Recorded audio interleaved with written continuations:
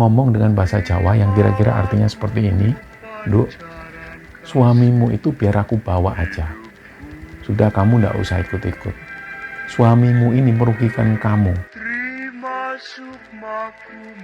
Suaminya sambil marah ngomong seperti itu. Aku minta ke Tuhan pun juga nggak dikasih. Aku harus minta ke siapa? Dia sudah melakukan perjanjian dengan bangsa jin.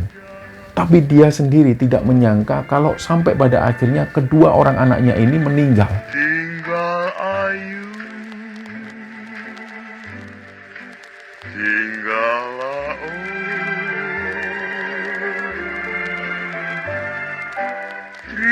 Bismillahirrahmanirrahim. Assalamualaikum warahmatullahi wabarakatuh. Sobat Kembara Sunyi dimanapun teman-teman berada. Pada kesempatan kali ini kami akan membagikan cerita tentang pesugihan. Cerita ini dikirim oleh Sobat Kembara yang tidak menyebutkan namanya. Jadi untuk teman-teman yang nonton tayangan ini dan belum subscribe, jangan lupa untuk subscribe lebih dulu agar channel Kembara Sunyi ini lebih berkembang lagi dan kami lebih bersemangat lagi dalam membuat konten-konten terbaru di Kembara Sunyi. Dan untuk teman-teman yang telah mendukung kami sejauh ini, kami mengucapkan terima kasih banyak. Semoga amal kebaikan teman-teman dibalas kebaikan berlipat oleh Allah Subhanahu wa Ta'ala.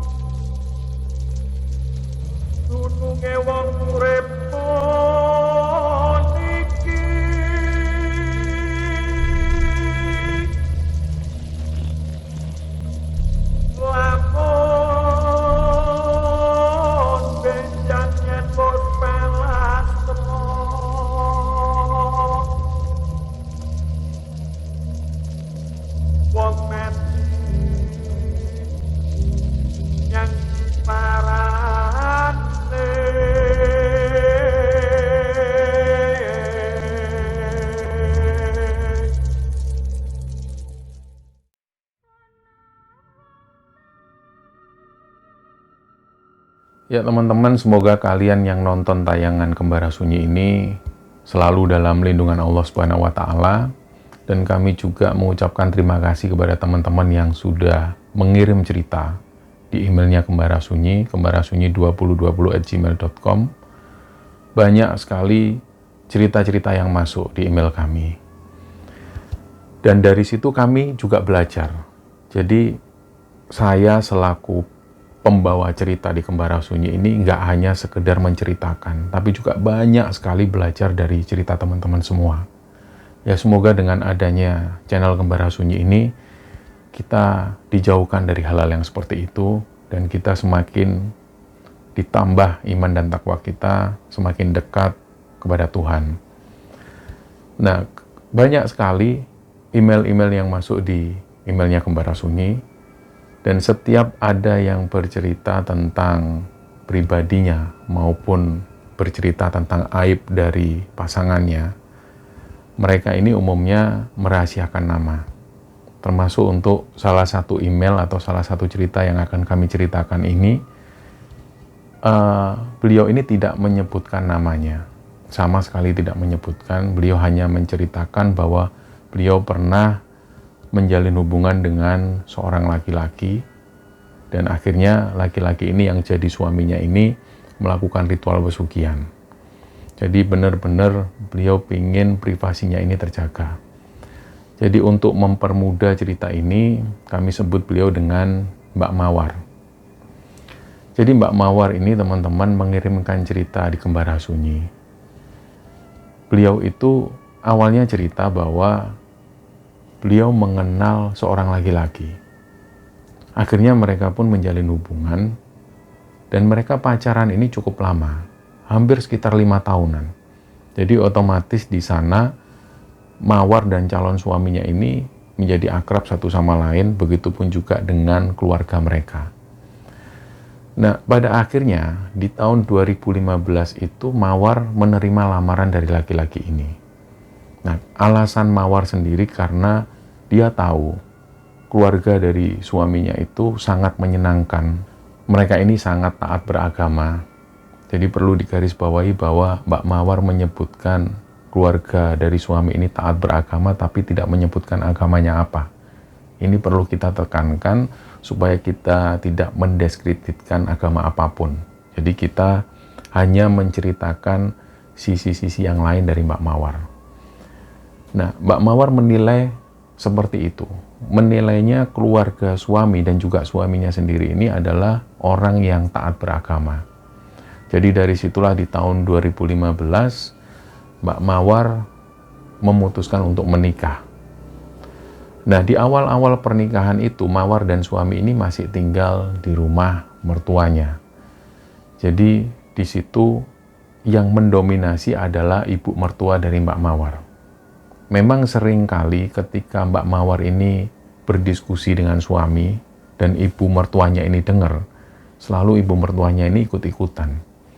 Nah, apalagi waktu itu Mawar menyadari bahwa perekonomian mereka ini memang agak sulit. Jadi Mawar memaklumi, mungkin karena waktu itu mereka sudah mempunyai satu orang anak dan harus membiayai anaknya itu dan mereka masih kaget berumah tangga. Jadi Mawar memaklumi. Tapi inilah yang membuat akhirnya mereka sering bertengkar, lagi-lagi masalah ekonomi. Dan setiap kali Mawar dan suami ini bertengkar, ibu mertua itu selalu ikut-ikutan. Nah, suatu ketika di tahun 2017, perekonomian mereka ini sudah agak stabil. Itu karena suami Mbak Mawar ini ikut trading dan hasilnya juga lumayan dari sana. Meskipun pada waktu itu mereka masih juga sibuk membayar hutang. Jadi hutang-hutang mereka ini sudah ada sebelumnya. Nah, hal ini nggak berlangsung lama. Masih di tahun yang sama, tiba-tiba tradingnya ini mengalami kerugian yang sangat besar sampai bangkrut dan sampai meninggalkan hutang yang sangat banyak. Nah, mulai dari situlah mereka ini mulai merasakan sulitnya mengatur perekonomian karena mereka harus terus-terusan bayar hutang. Jadi di awal-awal ketika suaminya memulai trading dan masih ada hasilnya, ini Mbak Mawar masih sempat merasakan makan di luar, jalan-jalan. Beliau bersyukur akan hal itu. Tapi pas ketika usaha suaminya di bidang trading ini hancur dan bangkrut meninggalkan hutang, disitulah Mbak Mawar merasa kehidupannya ini semakin gak karu-karuan. Di situ mereka lebih sering bertengkar. Nah, suatu ketika suami Mbak Mawar ini ngobrol dengan Mbak Mawar. Intinya waktu itu suaminya ini mengeluh. Ini gimana ya, Ma? Kok kayak gini terus kondisi kita ini? Apalagi anak sudah semakin besar. Kita juga butuh biaya lebih. Kita juga sudah usaha ini itu juga nggak jodoh. Apa aku ngelakuin pesugihan aja ya? Nah, begitu si suami ngomong seperti itu, awalnya Mbak Mawar ini menilai bahwa suaminya ini cuma bercanda atau mungkin sekedar ngomong nggak jelas. Jadi hal ini diabaikan oleh Mbak Mawar. Ternyata berjalannya waktu, barulah Mbak Mawar ini mengendus ada sesuatu yang nggak beres dari suaminya. Tapi di satu sisi lain Mbak Mawar nggak bisa membuktikan karena suami Mbak Mawar ini ibadahnya ini semakin taat. Dia semakin rajin ke tempat ibadah, semakin rajinlah mempelajari agama. Akhirnya Mbak Mawar ini berusaha untuk berpikir positif. Nggak mungkinlah suaminya melakukan pesugihan. Tapi beberapa waktu kemudian, sang suami ini juga pernah bilang bahwa dia punya teman. Dia punya teman yang pintar soal hal-hal pesugihan seperti ini. Dan memang di situ suaminya ada niat untuk melakukan ritual pesugihan itu. Nah, Mbak Mawar ini sempat melarang suaminya. Udahlah yang normal-normal aja, nggak usah ngambil jalan yang instan. Cara-cara seperti itu pasti merugikan kita, apalagi kita ini punya anak. Aku nggak mau anak kita ditumbalkan, karena Mbak Mawar tahu betul, resiko menjalani ritual pesugihan selalu ada di akhir. Entah keluarga mereka yang berantakan, entah nanti anak mereka yang jadi tumbal, dan ini sudah terbukti di mana-mana. Jadi Mbak Mawar benar-benar takut. Nah, pas mereka ini sering bertengkar seperti itu, ibu mertua dari suami Mbak Mawar ini selalu ikut-ikutan. Nah, yang membuat Mbak Mawar ini merasa ganjil dan aneh, waktu itu ibu mertuanya ini kayak seolah-olah mendukung. Jadi beliau ini sempat bilang ke Mawar, kamu itu gimana wong suamimu ini mencoba cara yang lain, utang kalian itu banyak. Kalau nggak pakai cara seperti ini, gimana bisa bayar utang kalian? Masa harus kerja terus? Akhirnya mulai dari situ, Mawar ini nggak mau dia berseteru dengan suami maupun dengan ibu mertuanya. Jadi dia ambil jalan tengah. Akhirnya di situ Mawar diem. Nah, berjalannya waktu, memang mereka ini masih punya hutang. Tapi semua hutang dan cicilan tiap bulan ini bisa dibayar oleh suami Mawar. Nah, sedikit pun Mawar ini nggak berpikir bahwa suaminya itu menjalani ritual pesugihan. Mawar hanya berpikir suaminya ini mencari penghasilan di tempat lain.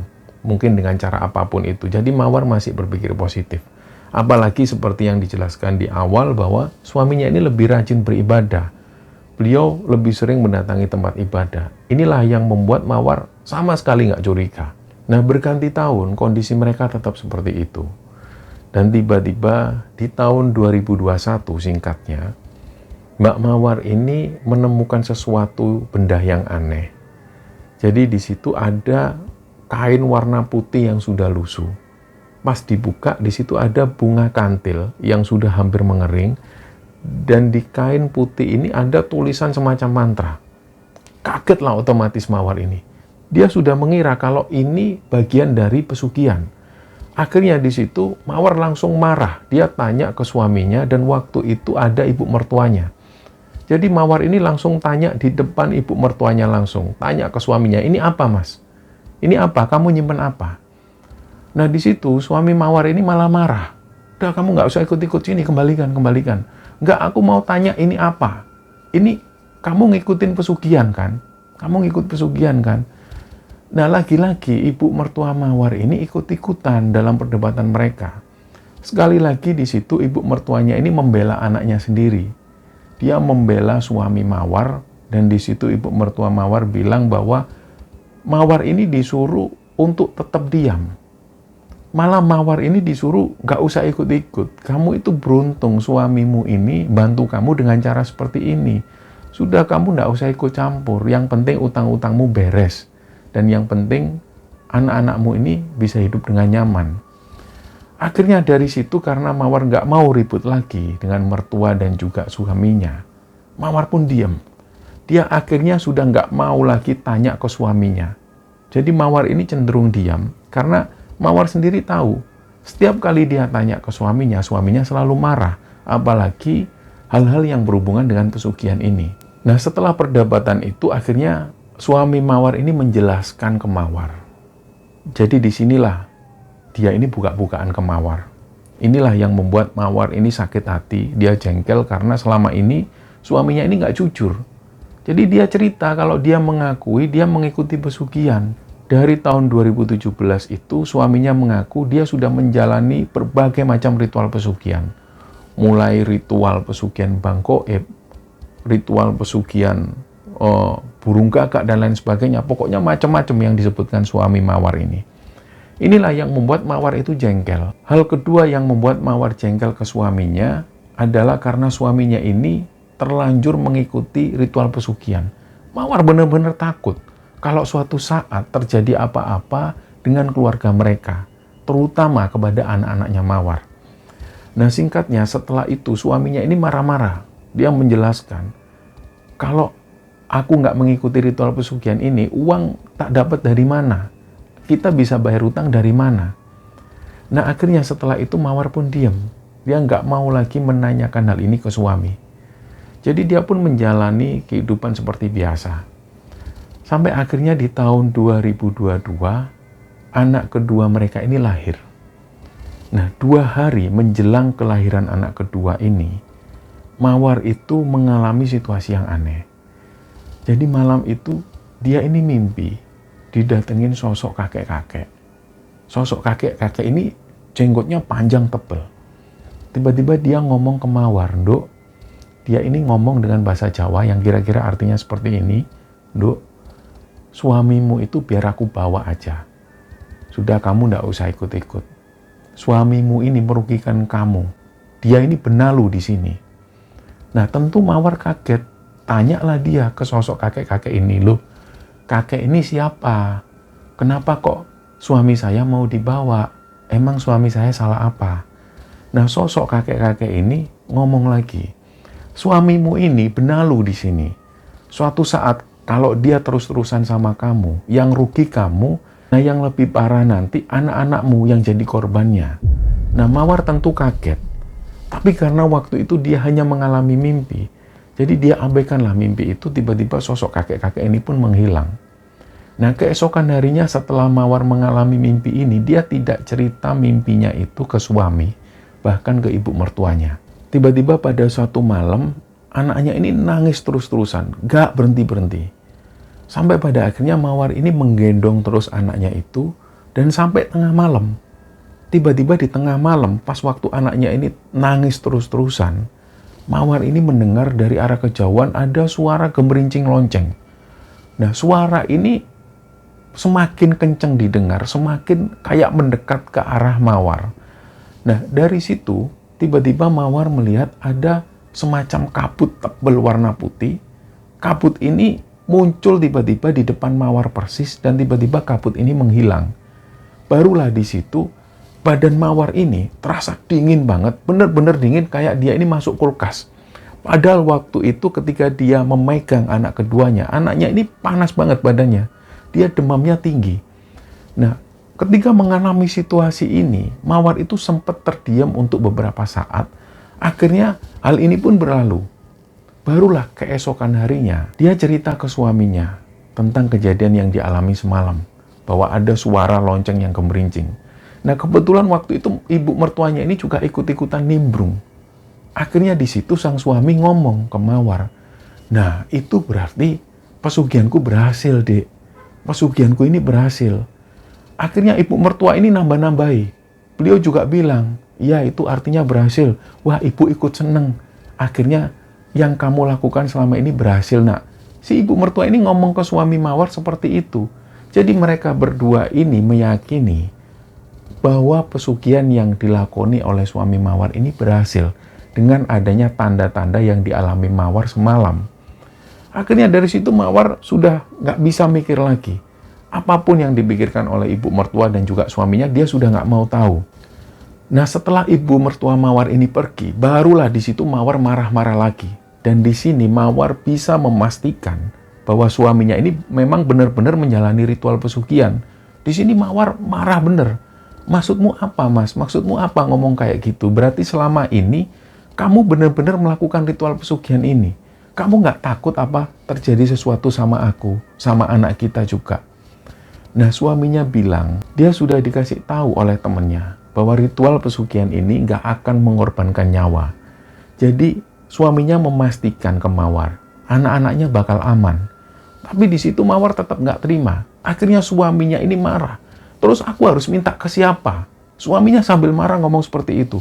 "Aku minta ke Tuhan pun juga nggak dikasih. Aku harus minta ke siapa? Kamu bisa bantu. Kita ini bayar utang dari siapa? Dari mana? Kalau nggak dengan jalan ritual pesugihan seperti ini."